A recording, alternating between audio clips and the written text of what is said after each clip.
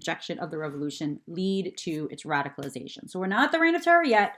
We're just at the beginning of it starting to get a little bit crazy in France. So think about what we talked about yesterday, and could the revolution have prevented? Could this revolution have been prevented? Could the king have done something to prevent all of this from happening? So the first question is, how did the revolution really begin to become more radical? So in October of 1789, we have what's known as the March of the Women. And this was a spontaneous demonstration of Parisian women who were protesting the rising cost of bread. And remember, I had said before, 80% of people's income was going to pay for food because of the food shortages and the famine that had broken out in 1788. And this was putting a great deal of pressure, particularly on women, because they were the ones responsible for doing the shopping for their family, and they weren't able to afford food to feed their family. So the women, revolutionary militants, the Paris National Guard, basically marched to Versailles. They marched the 16 miles to Versailles, chanting things like, "We want the baker, the baker's wife, and the baker's boy." And they basically, like I said, they stormed the Palace of Versailles. They demanded that Louis and his family live in Paris so he could be watched. Because it was believed in Paris that the king was being surrounded by evil advisors at Versailles. And so they figured if they forced him to move to Paris and reside in the Tuileries Palace, he would be able to be watched. They also demanded that the National Assembly also be moved to Paris. Because remember, Versailles is about 16 miles outside of Paris.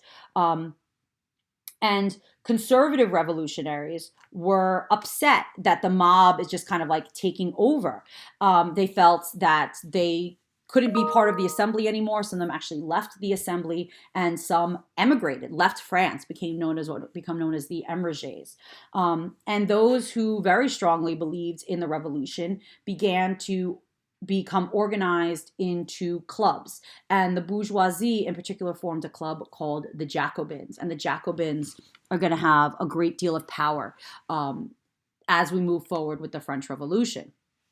And so here you can see they're planting what becomes known as the Tree of Liberty, because all these various different symbols become very, very important during the Revolution. And this is Sir Edmund Burke, who was an Englishman, writes Reflections on the Revolution of France in 1790. And the conservative response to the French Revolution, basically, was that things were just going crazy and that it was just complete chaos and disorder going on in France at this time. So the next question is, how would the Constitution of 1791 be different from previous documents that were written during the Revolution? So the Constitution of 1791 is the Constitution that the National Assembly was working on with the tennis court oath. And it went about destroying the institutions of the old regime. But remember, we're still kind of in this moderate stage of the revolution. So the power of the nation was going to be in a one-house elected assembly, a unicameral elected assembly called the Legislative Assembly. The executive branch was purposefully kept very, very weak. So you have a weak king, strong assembly.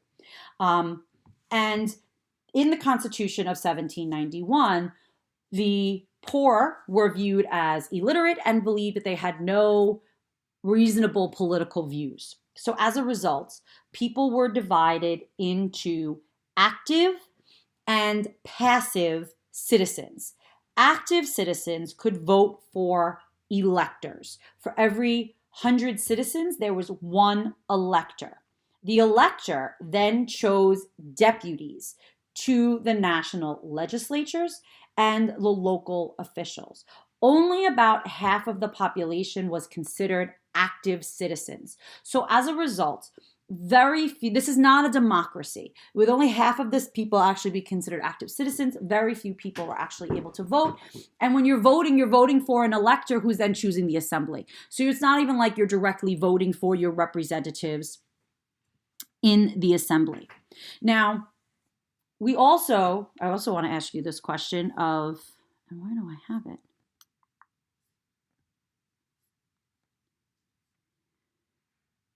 does this violate, I'm going out of order, I know, with the questions. Oh no, I'm not. Does this violate the Declaration of the Rights of Man and Citizen? So church land is going to be confiscated and sold off.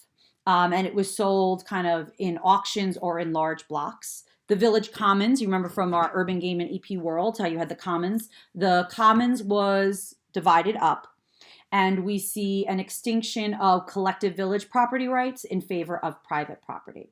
And this was very much influenced by men like Adam Smith, who believed in no government regulation of the economy, but he believed in laissez-faire. And so we also see the abolition of guilds, and we see the abolition of trade organizations.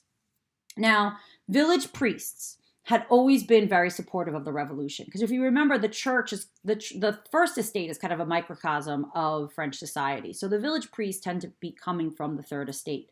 But they had even though they had been supportive of the revolution, they had their lands and buildings seized, and they were told that they now belonged to the nation. And that loss of income really hurt a lot of religious orders and a lot of schools, because in France, pretty much any education that was provided for people, and some was provided for free, was provided for by the church. A constituent assembly eventually was formed, and the church was seen as a form of public authority, subordinate to the power of the government. So the church is kind of put under the power of the government. And in 1790, the civil constitution of the clergy is proclaimed. And priests and bishops were going to be elected by the electors, and archbishops were completely abolished. Protestants and Jews could take part in this election because they were citizens. So someone who was not even Catholic was helping to elect Catholic priests. The dioceses were reduced from 130 to 83 to correspond with the new political divisions that were referred to as departments in France. Bishops were not allowed to acknowledge papal authority, and no papal letter or decree was allowed to be published without permission first.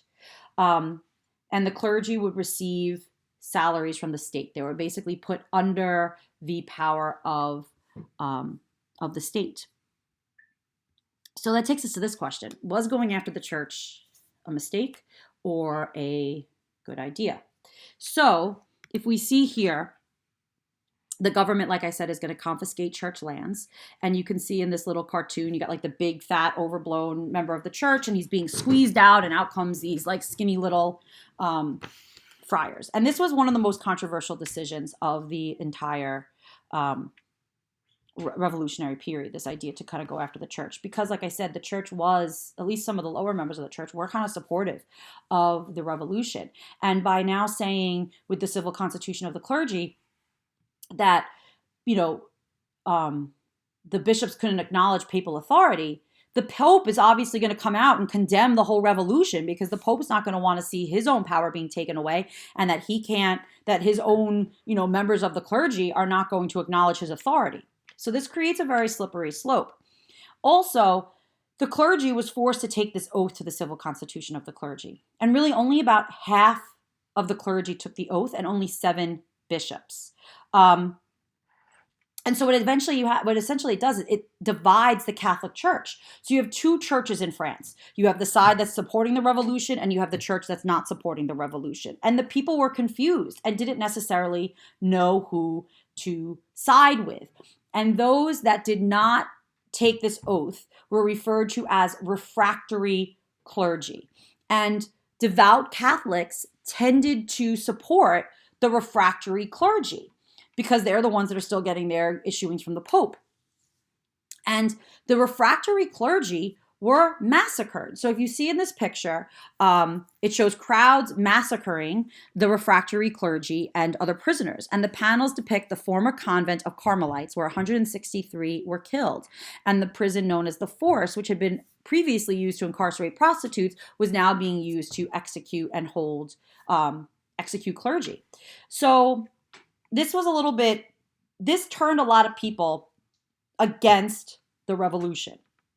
because the peasants out in the countryside, they didn't really understand what was going on with the revolution. This was a far distant thing happening mostly in Paris. If you're going to choose between the priest that has always been there for you and supported your family, you know, there when your child was born to baptize your child, there to give last rites when you gasp your last breath, are you going to side with them, or are you going to side with this distant revolution that you don't even know what's going on with? You're going to side with your clergy. And if the clergy is going against the revolution, then you're going to go against the revolution. And the Constituent Assembly didn't necessarily know what to do. At times, they went after the clergy, like we see in these pictures, and at times, they just kind of let it by. So this was a little bit of a mess, to say the least. Now, some other things that the government began to do as it moved towards this more radical vision of the government is they began to print money. These were interest-bearing notes, which had the church land as security. So as they began confiscating church land, they were selling bonds. But these were woefully not reliable as far as having value. So whoever acquired them were supposed to be entitled to certain privileges in the purchase of church land. The state would then retire the notes as the land was sold. And they began to be circulating as paper currency. And the government began to print more, and we know that leads to inflation, and they lost 99% of their value.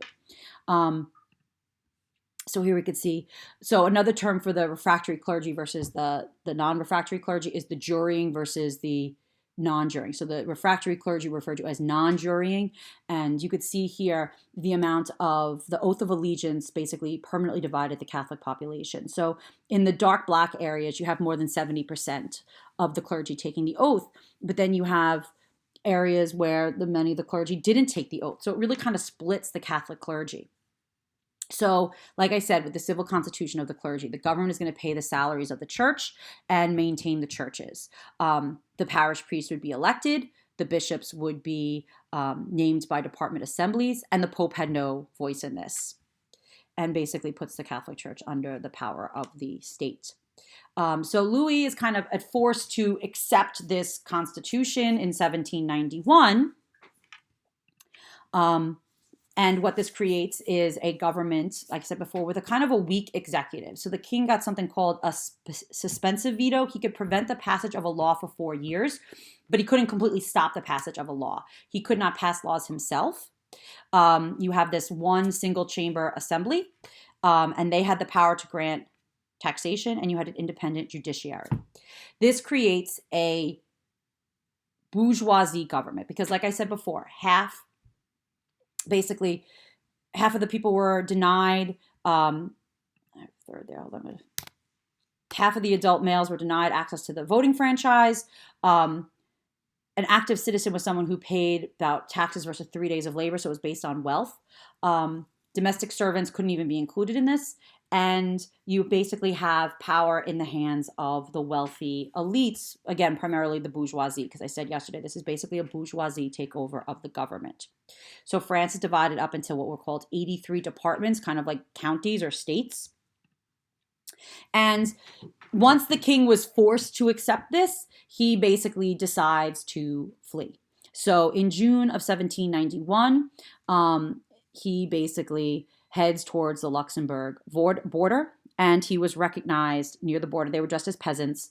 They were recognized near the border, and they were dragged back to France. Now, this is a pivotal moment because they're trying to create a government that is going to be a constitutional monarchy. It's kind of hard to have a constitutional monarchy if you don't have a monarch.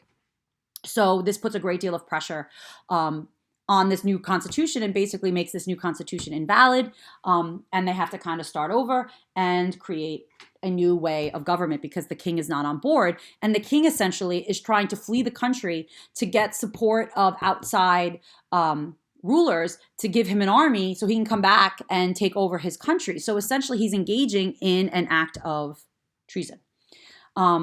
And that's going to be the charge that he's going to be placed upon when he is arrested. So do you think the changes that were made for the revolution, do you think these changes that the bourgeoisie were making, were they good or were they bad for the revolution?